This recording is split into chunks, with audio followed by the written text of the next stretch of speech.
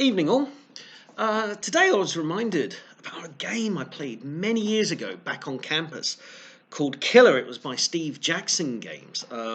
They who produced classics such as Ogre, Illuminati, GURPS, Car Wars, to name but a few. But Killer was their cult hit game, which was perfectly played on a university campus. Essentially, what you had to do was that you got together a group of players, the more the merrier, and each one had to go around taking out the other one, pretending to shoot, stab, blow up other people with water pistols, spud guns, toy guns, cap guns. You know, if you got within 5 feet and pointed a cap gun at someone or a toy gun at someone, you take them out. There's other ways. You could have flower bombs, water bombs. The rules listed all the kind of things that you would do, and it was a great game. It could be played over days or even weeks. There was a team game variant which resembled. It was designed to look like or to play like. Mobs of the 1920s, Chicago gangs, where you'd have these gang wars. But the most popular version was called Circle of Death, where you would get a load of players. And in this case, when I was at university, they got between about 50, 75 players for each game. But in the Circle of Death, you get all the players together, get their list of names, they sign up for the game. And each player is handed on a piece of paper the name of another player, and you have to get that person.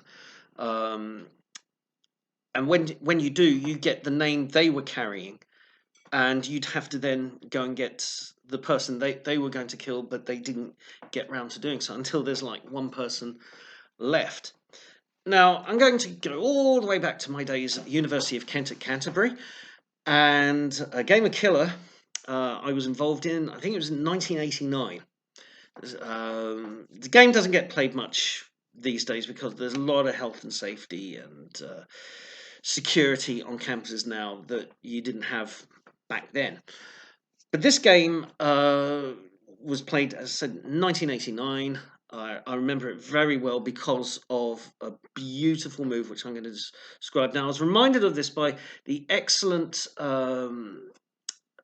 site or account called Scarred for Life. They've released 2 books, so it's books and a Twitter account. I think there's a website as well where they look into all the weird things that children were exposed to in the 70s and 80s, weird TV programs, films, pop culture that was ostensibly designed for children but would actually end up scaring them, creep them out, give them nightmares and things like that.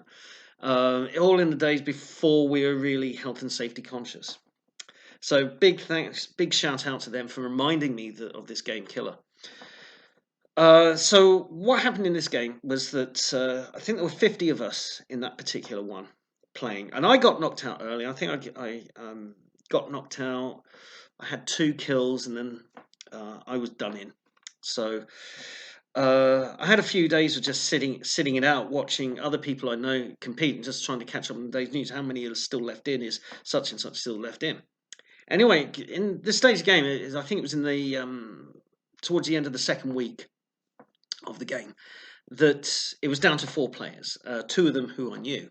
One guy called John, one guy called a girl called Michelle, and they kind of knew each other in a kind of extended group. But anyway, John comes down to lunch one day in one of the colleges, Eliot College, if you're familiar with the campus. So Eliot's in like 4 wings, north, south, east, west. You'd have this dining room on lower level in a kind of central position with the wings of the residential corridors sort of fanning off. There's a big staircase that leads up from the dining room to the exit. So John's having lunch with us. You have these big long dining tables that can seat about 20 people. And John's kind of sitting a few seats away from me, and we're all just having lunch. And he's saying, "Oh, I don't have my water pistol on me. I'm a bit vulnerable here, guys." So what happens is that who should walk into the dining room at that moment but Michelle? And she doesn't sit with us. She sits a few tables further along, and she's just staring at John. She's just like watching every move he makes, and he's looking really nervous. He's like, "She's here. She's here. I've got my water pistol on, and my room is in that direction. I have to go past her, and she'll get me." Anyway, the dining room during the meal times, during the lunch hours and the dinner hours, breakfast as well, they were neutral zones. You couldn't get anybody during those meal times. You had to get, if you were going to shoot somebody in the dining room, it had to be outside of the meal time. So he was safe as long as he stayed there, but he had to go. He had to go at some point. Um, and what happened was that he had a choice of three exits he could have gone through. So the first exit is past her. He has to walk past her to get out one way. The problem is that as soon as he passed her, she would have got up, followed him, shot him at point blank range as soon as they were outside of the dining room doors. So that was a no-go. The second one was to climb the big staircase and try and get out through the main entrance. Again, it's a big staircase. It would, like, slow him down, give her a chance to catch up, and it kind of, when you get to the main exit, it bottlenecks down to one gate to get out the college. So again, he's not really buying time. He can't sort of shut doors in her face and try and effect a getaway. So there's the third exit, but that's not really an exit at all. If he goes out that way, it leads to a series of residential corridors on 4 levels. Each one has about between 6 and 8 rooms in each corridor. So if he goes out, the only option he's got is to get out through the fire escape doors. And to do that, he has to smash the little glass vial that keeps the bolt on the fire door in place. And then that would trigger the fire alarms, and then everybody gets into trouble. He gets into trouble, gets a strike on his record for triggering a fire alarm. But for some reason, that's the exit he chooses. So he gets up and does his thing. Seriously, he just gets up, dabs the corner of his mouth with a napkin, and starts walking, just casually, out of the dining room. Michelle sees him, stands up, and starts to pursue. Anyway, he then, as soon as he gets close to the exit doors to the dining room, to this wing of residential corridors, he breaks into a run, and then she breaks into a run, and he's out, and he starts running up this kind of zigzag staircase.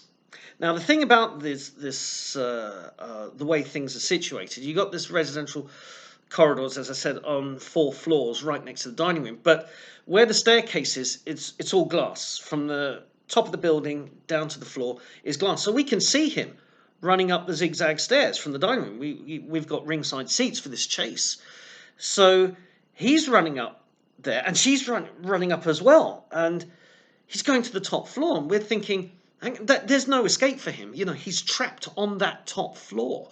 Where can he go? And he gets to the top, and he runs down one of the residential corridors. He opens up the fire door, zips down, and we lose sight of him. But we know he's a goner because he's unarmed. He's gone down a residential corridor. It's a dead end. So she can either wait outside the fire door to that corridor for him to come out and shoot him, or she can just walk down to the end of the corridor and shoot him there. He's got no hiding place there. So he's a goner. And we say, should have bought the pistol to lunch. He's lost it. She's going to win. But she ran up the stairs after him, and she got to the top of the stairs.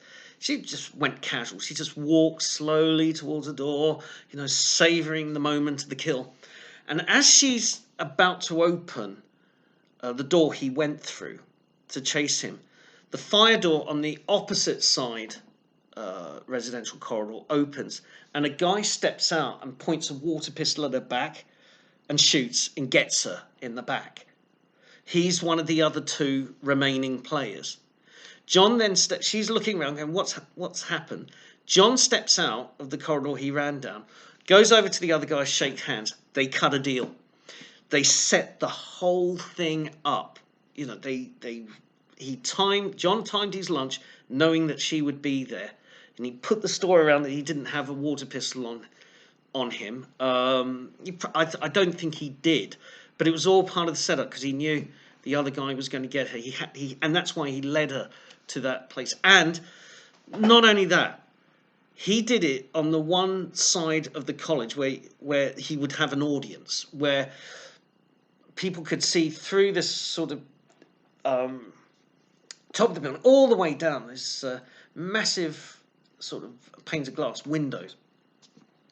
So he did it in front of an audience. They set it up so there would be an audience, and of course there was the inevitable cheer and round of applause when they all emerged. Now, I wish I could say John went on to win the game, or his accomplice went on to win the game.